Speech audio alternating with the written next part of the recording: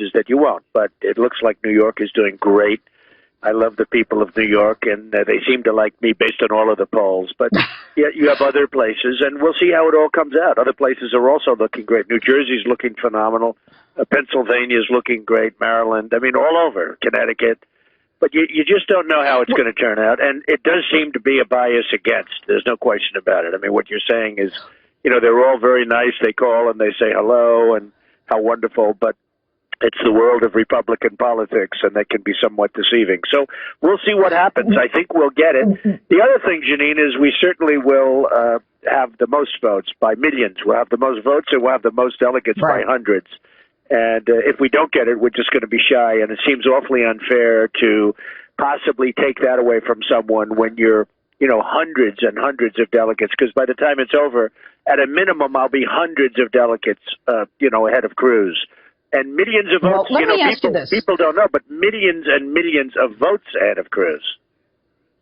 Donald, let me ask you why it is that, there was a point when you only needed 56% going forward. And now with the results in Wisconsin and some today, although it's not affirmed, I mean, Cruz is moving. What's that about? Well, it's a very arcane system. I mean, I thought it was a system when I started. I've never done this before. I've been a politician for like 9 or 10 months. And, I was winning the states, and I do win. I guess I have 22 states to perhaps 9 or 10 or something like that. And I've been winning, by all the votes. I mean, the votes are like by millions over. And yet they go in like Louisiana. I'll give you an example. Louisiana, I win Louisiana in the vote.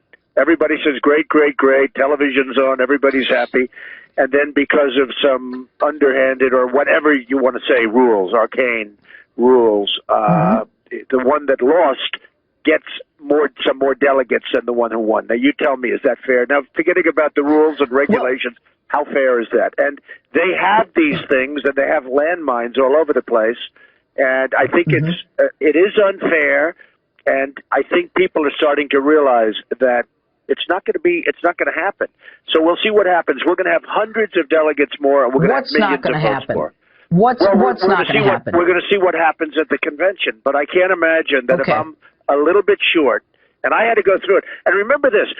This wasn't one-on-one. This was 1-on-16. We had 17 people in this.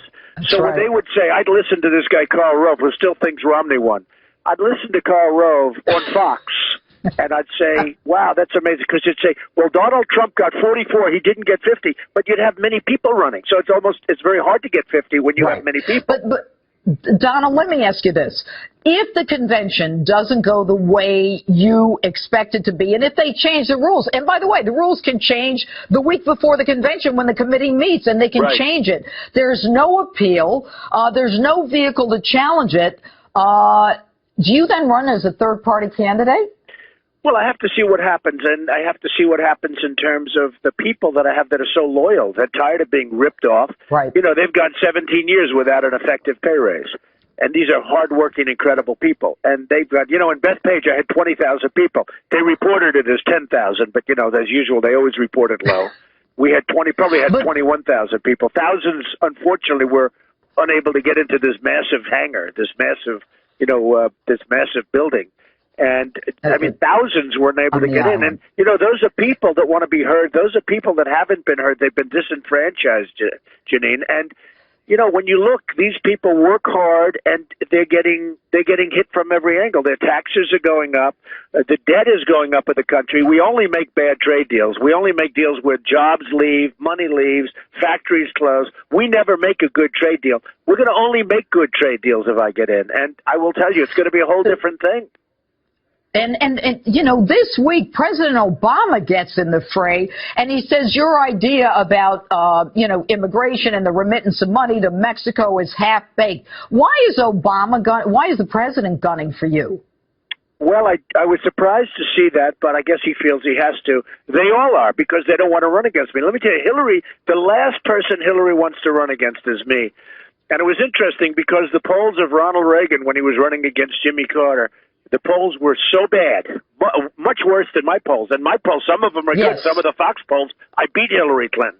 But I haven't started on her yet. The one person she doesn't want to run against is me, and that's why she's constantly bringing me up. She's not bringing up Cruz. She brings me up. So it's sort of an interesting phenomenon that's taking place. And I think once we get started, you know, the only time I really mentioned her was about 2 months ago, and that was a bad week for her. That was a very bad week. Yes, it was. So yes, it was. Now, so you think the president is carrying Hillary's water? Well, absolutely. And I mean, I've heard you and others talking about the email situation. And, you know, I've known, don't forget, I say this to your audience, I've known you for a while before your great television career. And you were an incredible lawyer in New York and an incredible DA. I mean, you did an amazing job. And thank you. I mean, without difficulty, you were one of the greats in the whole country. And, you know what you're talking about. I've listened to you on the emails. I've listened to others that I have respect for in the email, and I've read, and she's seems to be as guilty as you can possibly be when you look at General Petraeus and all the others that were just absolutely destroyed over much less. And it looks to me like they're protecting her. There's no question. And I think with Jim Comey, who I worked with also, that if he had access to a grand jury, it might be different. But let's talk about New York. Now, you are obviously first in New York. People love you in New York. And I want to talk about the 9/11 memorial in a moment. But first, Ted Cruz. So this guy, you know, hates New York values and all that stuff. So he's stumping in upstate New York. I mean, what does he think that he's going to get in New York, and how can he convince people that he really didn't mean it when he said that basically our values were, you know, in the tank? Well, I just saw the recent poll. He's actually in third place in New York now. And, you know, when he talked about New York values during the debate, and that's when I defended New York and talked about the great firefighters and policemen that went up through the World Trade Center, knowing there was a real possibility that was going to be it, but they had to do it. These were incredible people. I saw it today because I went down to the September 11th museum, which is an incredible place, actually. But you know, these are unbelievable people. And when they talk about New York values are amazing values. And he didn't say that. You know, he's got a liberal spin on it and all. He made that up. When you look at his face during the debate, he was talking of New York values as though he hates New Yorkers, which is his real feeling. And if he ever got in, he would give nothing to New York. He would never help New York. You know, you always need help. I mean, places, states, cities, I mean, they need help. They need help from the federal government. They need all sorts of money for all sorts of projects. He will never give anything to New York. He has hatred for New York, and you could see it the way he expressed. And it wasn't even the fact that he talked about New York values. It was the way he said it, the tone and the expression. And I just don't think the New Yorkers are going to fall for it. Well, you know, he voted against any funding for Superstorm Sandy relief, and the medical benefits for the emergency workers that were sickened at Ground Zero. I mean, you know, there is a history there, and I only bring it up because as a New Yorker, I mean, I was in the city that day on 9/11. But I want to talk about, just for a moment, you and Melania went to the memorial today. You made a huge contribution to the memorial. Why did you do that today? I just felt like doing it because I heard him disparaging New York, and I just thought it would be the thing to do. And I've seen it earlier when it was under very early construction, and I wanted to see how it came out. They've done an amazing job. They've done an incredible job down there. And, you know, the whole group of people, they're so dedicated. They took me for a tour. And they're so dedicated. It's an incredible thing to see, and people should go see it. It is.